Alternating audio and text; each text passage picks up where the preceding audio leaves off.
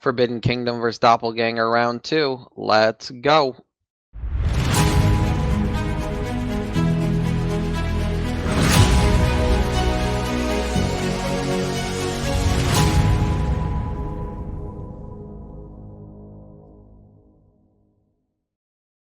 Hey everyone, welcome back. We're here to talk about the Grade 2 San Felipe at Santa Anita on the Big Cap undercard this Saturday. And we got a field of 7. And in my opinion, it is a very top-heavy field. I really feel like this is a 2-horse race, but we will run through them. There's been some upsets this year on the Derby Trail, so that's why they run the race. But this is just how I see it. We'll start with the number 1, Happy Jack for Doug O'Neill. If you remember, he was my top pick in the Robert B. Lewis, and he ran last. He wasn't good enough that day, and I don't think he's going to be good enough here. I'm not using him at all here. It's a very short field. I don't even know if you'd get value using him maybe underneath in trifectas. He would have to improve a lot, and I don't think he can keep up with Forbidden Kingdom early, and I don't think he's going to be the best horse running late. So for that reason, I am tossing the number 1, Happy Jack. The number 2 is also for Doug O'Neill. Worst Reed Sanchez. This is one that I think if he wins, it just shows how weak this California circuit is, and I think the California circuit isn't as weak as a lot of people think. So one that I might use underneath, I would rather use him than Happy Jack, to be honest with you. Still not my favorite though. If anything, I would key this horse maybe in your third spot of trifectas. That's about it. The number 3 is Armanek for Bob Baffert. And he did look good breaking his maiden last time out. He's a Baffert horse. He does get John Velazquez, which is always something to keep an eye on which horse Johnny V jumps on. My main issue though is that he lost to Wharton last in his debut, and Wharton did not look good last time out. I do think this is going to be your higher price to the Bafferts if you are just going to be playing the Bob Baffert duo here. This is the one that's probably going to offer you the most value. I personally don't see it. I think he's going to want to be near the lead, and that means he's going to have to deal with Forbidden Kingdom. And I think Forbidden Kingdom is just much better. He dominated that San Vicente. So I think any horse trying to keep up with Forbidden Kingdom early is probably going to get spent, or even if they do tire out Forbidden Kingdom, probably going to cost them the race too. For that reason, I'm not using Armanek. If you like him, okay. If not, I understand tossing him. I am particularly going to be tossing him. I don't think he is the better of the Bafferts. The number 4 is Beautiful Art for Simon Callahan. This one gets big money Mike Smith riding. Coming out of a maiden claiming win. Very big step up in class. I guess take a shot if you think you have a shot, if you think you have a chance here. Another one who wants to be very close to the pace, and this is such a big class jump. I don't see this one doing much.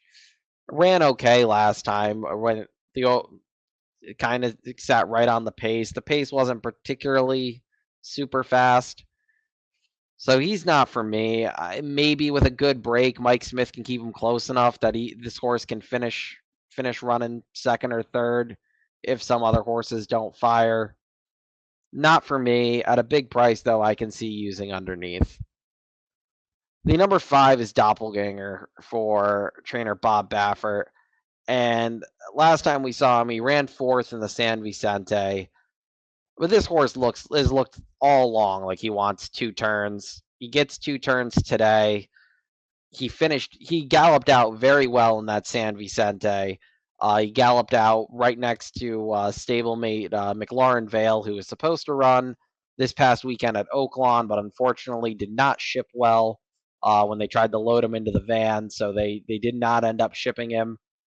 Finished behind Pinehurst that day, who won the Saudi Derby last weekend. So this San Vicente seems to be coming back pretty good. Doppelganger was working with Country Grammar, who came back to run second after a very long layoff in the Saudi World Cup. I think Doppelganger's ready to fire a big race. I would personally, I think he's the horse to beat in here.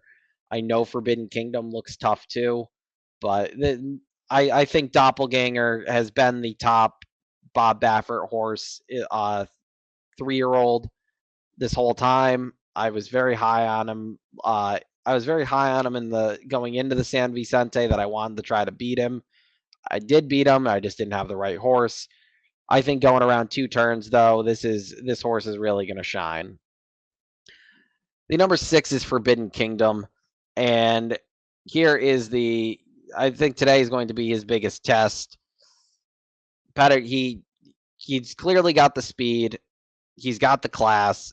Just if he can hold on to the lead, if he can hold that speed the whole way around, I don't see a ton of early speed, honestly, that is going to really bother him. I think the late run. I think the late run from Doppelganger is all he's going to have to hold off. So I do think Forbidden Kingdom is a very serious contender here. I don't think the mile in the 16th is that big of a stretch out that it's really going to impact him. I don't think we're going to see that until they stretch out to a mile and an eighth. So I think this is your early pace setter. I think they're all going to have to come after him turning for home, and I really think there's only one horse that can do it, and that's Doppelganger.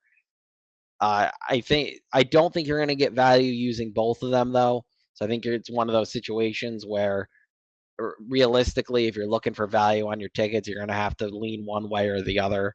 I'm particularly leaning the other way, even though I would love to see this horse beat Bob Baffert a second time.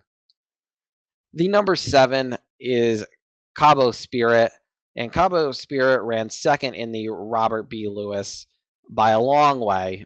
It wasn't a close second as Messier dominated that field, but he was the best of the rest, so we'll give him that. Again, I don't want anybody out of that race besides Messier. It was a second by 15, and he finished 7 lengths in front of Wharton. One that maybe I'd key for third if he got a price. I don't see how this one finishes in front of either Doppelganger or Forbidden Kingdom here.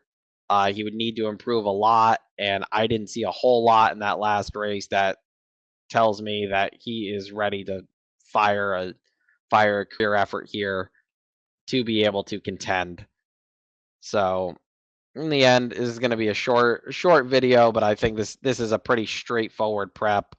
I really think your contenders are between the number 5 Doppelganger and the number 6 Forbidden Kingdom. Maybe try to split them if you're a trifecta player, if you're an exacta player. Just play it straight and hope you get the right one on top. Personally, I'm gonna go with Doppelganger on top. I've been waiting for this horse to get the two turn test. He gets it today, so I'll hope Forbidden Kingdom takes more money and that I get an okay price on Doppelganger, because if he wins here, I think he's going to instantly shoot up uh, Kentucky Derby boards, even though he is trained by Baffert. So it'd be interesting to see if they switch him out if he does win. If Forbidden Kingdom wins here, also, he is all of a sudden going to be one of people's, I'm assuming, top 5 if he wins this race here. So 2 horses that have a legit shot of being a serious contender on the Derby trail, both entered here. I'm going with the number 5. Good luck, and I will be back later this week for the Gotham preview and the Fountain of Youth preview at Gulfstream Park.